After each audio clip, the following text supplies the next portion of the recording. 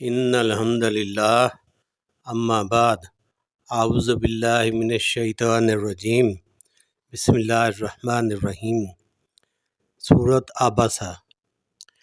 عبسہ وتولی، ترش روح ہوا اور منہ موڑ لیا۔ ان جاءہ الاعمی، اس لیے کہ اس کے پاس ایک نابینا آیا۔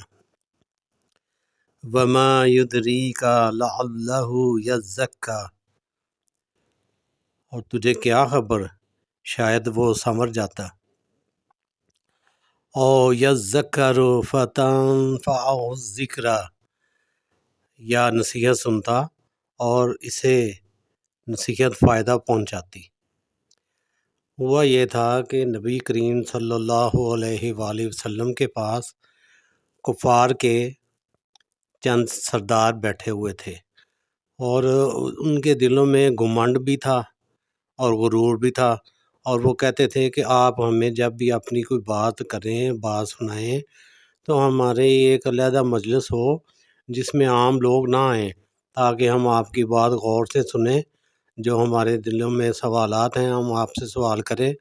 اپنا ذہن کلیئر کریں۔ تو ادھر جو ہے نا نبی کریم صلی اللہ علیہ وآلہ وسلم ان کو اسلام کے متعلق بتا رہے تھے، تو حضرت عبداللہ بن ابن مکتوم رضی اللہ تعالیٰ عنہ، جو ایک نبینا صحابی تھے، یہ ادھر آ گئے۔ یہ دین کی تلاش میں، دین کی باتیں سمجھنے میں، سننے میں اور دین کی تحقیق کرنے کے معاملے میں نبی کریم صلی اللہ علیہ وآلہ وسلم کے پاس آتے تھے کہ دین کی تعلیمات مل جائیں، دین کے متعلق میں کوئی بات سمجھ لوں اور اپنے آپ کو میں سیدھے راستے پر چلاؤں۔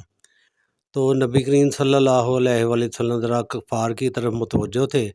تو انہوں نے ذرا ان کے ساتھ بے اعتنائی کی، ان کی بات کو غور سے نہ سنا اور ان کی طرف متوجہ نہ ہوئے۔ تو اللہ تبارک و تعالیٰ کو یہ بات پسند نہیں آئی۔ اللہ تبارک و تعالیٰ نے یہ آیات نازل کیں کہ یہ تو ایک نیک بندہ جو دین کے متلاشی ہے، جو سیدھے راستے کا متلاشی ہے، وہ آپ کے پاس آیا ہے اور آپ نے اس کے ساتھ بے اعتنائی کی ہے، اور وہ جو دوسرے کفار ہیں جو کہ دین کے متعلق آپ کے ساتھ ہمیشہ سخت رویہ رکھتے ہیں اور دین کی باتیں سمجھنے میں یا اس پر عمل کرنے میں ان کا کوئی بھی شوق نہیں ہے، اور انہوں نے اسلام قبول نہیں کرنا بلکہ اس کی راہ میں روڑے ہی اٹکانے ہیں، اور آپ ان کی طرف اتنا توجہ دے رہے ہیں اور اس کو آپ نے سنا ہی نہیں، اس کی بات سنی نہیں اور اس کی طرف متوجہ ہی نہیں ہوئے۔ حالانکہ یہ تو اپنے آپ کو سیدھے راستے پر چلانے کے لیے اور دین کے یہ متلاشی ہے، اور اس کا تو یہی دل کرتا ہے کہ یہ سیدھے راستے پر چلے اور اللہ کا مقرب بندہ بن جائے، اور آپ نے اس کو توجہ ہی نہیں دی۔ اللہ تبارک و تعالیٰ نے ان آیتوں میں اس بات کا ذکر کیا ہے۔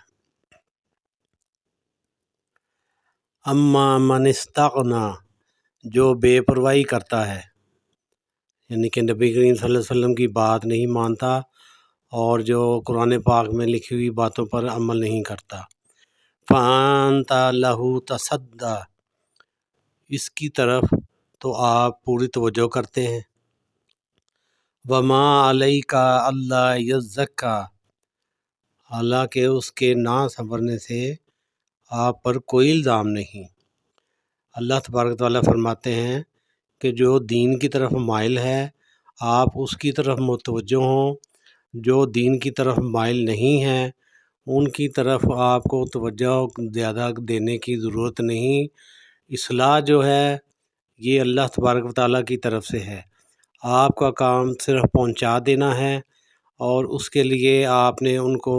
جو بات بتائی ہے، دین کی بات بتائی ہے، اگر وہ اس کی طرف متوجہ ہوں گے تو ان کو فائدہ ہوگا، لیکن اگر اپنی وہ ذاتی ہٹ درمی کی وجہ سے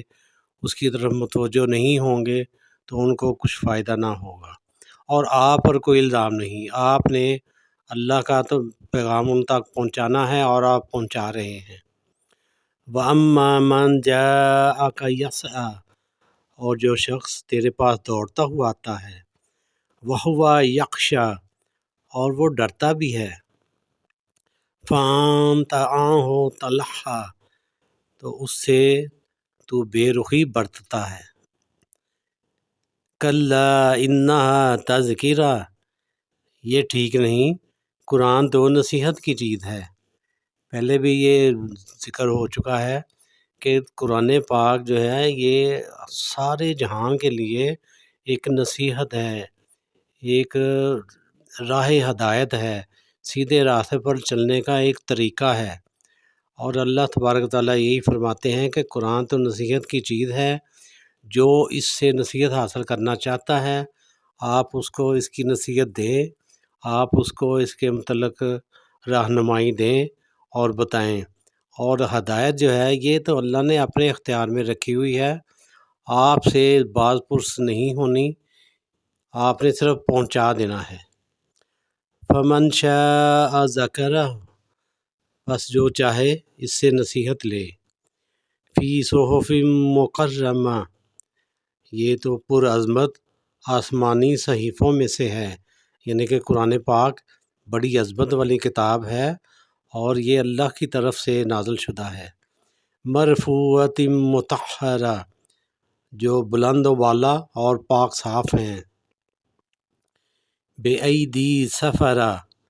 ایسے لکھنے والوں کے ہاتھوں میں ہے، کرامن بررہ، جو بزرگ اور پاک باز ہیں،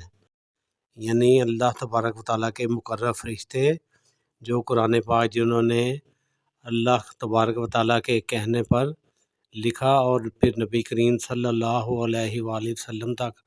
پہنچایا، وہ سارے بزرگ بہت قابل احترام ہستیاں اور پاک ہیں۔ قتل الانسان ما اکفرہ، اللہ کی مار انسان پر یہ کیسا ناشکرا ہے،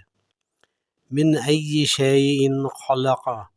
اسے اللہ نے کس چیز سے پیدا کیا ہے، کیا اس کو یہ یاد نہیں کہ وہ کس چیز سے پیدا کیا گیا ہے اور کس بات پر وہ اتنا اتراتا ہے، من نطفۃ،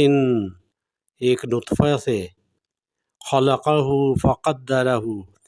پھر اسے اندازہ پر رکھا اس کو، ثم السبیل یسرہ، پھر اس کے لیے راستہ آسان کیا، جس نے ہدایت لینی ہے، جس کے دل میں سیدھے راستے پر چلنے کی تڑپ ہے، اس کے لیے اللہ تبارک تعالیٰ نے سیدھے راستے پر چلنا بڑا آسان بنا دیا ہے۔ فرق صرف اور صرف طلب کی ہے، طلب ہوگی تو جستجو بھی صحیح راستے کی طرف ہوگی۔ ثم اماتہ فاقبرہ، پھر اسے موت دی، پھر قبر میں دفن کیا، ثم اذا شاء انشرہ، پھر جب چاہے گا اللہ اسے زندہ کر دے گا، کلا لما یقض ما امرہ، ہرگز نہیں، اس نے اب تک اللہ کے حکم کی بجا آوری نہیں کی، فَلْيَنظُرِ الْإِنسَانُ إِلَىٰ طَعَامِهِ، انسان کو چاہیے کہ اپنے کھانے کی چیزوں کو دیکھے۔ اللہ تبارک و تعالیٰ سے دعا ہے کہ ہم نے آج جو پڑھا ہے اس کو سننے کی، سمجھنے پر عمل کرنے کی توفیق دے اور دوسروں تک بھی پہنچانے کی توفیق دے۔ السلام علیکم ورحمۃ اللہ۔